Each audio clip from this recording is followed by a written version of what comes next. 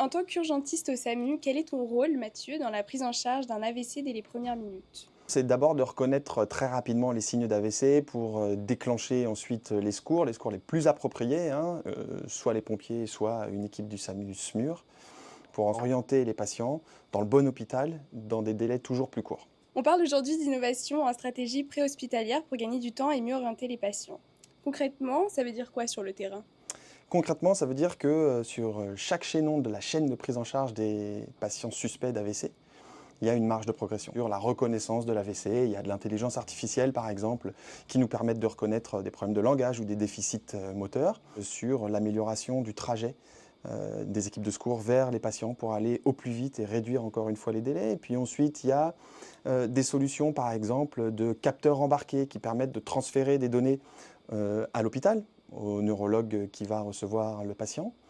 Et puis, bien entendu, il y a toutes les autres technologies, notamment des technologies organisationnelles, comme par exemple les USINV mobiles ou les Mobile Stroke Units, c'est-à-dire les ambulances qui comprennent des scanners et dans lesquelles on est capable de faire une thrombolyse dès l'étape préhospitalière.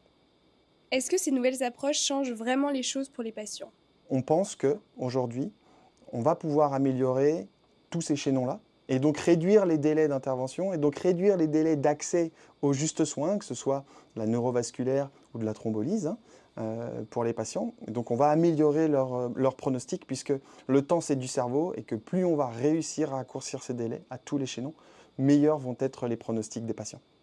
En tant que médecin de terrain, qu'est-ce qui te motive dans cette évolution vers une prise en charge toujours plus innovante? Ce qui me motive, c'est deux grands axes. Un, je suis passionné d'innovation technologique et organisationnelle. Donc il y a tout un tas, encore une fois, de choses à découvrir, à expérimenter, de l'intelligence artificielle, des nouveaux capteurs. Donc sur la partie innovation, ça me passionne. Et c'est quelque chose aujourd'hui qui est encore à l'étape de promesse, mais c'est une grande promesse. Puis ensuite, le cœur de notre métier, c'est évidemment de traiter les gens. Et si j'arrive à concilier l'innovation technologique organisationnelle et l'amélioration du pronostic des patients, mes deux objectifs sont remplis et je suis très heureux.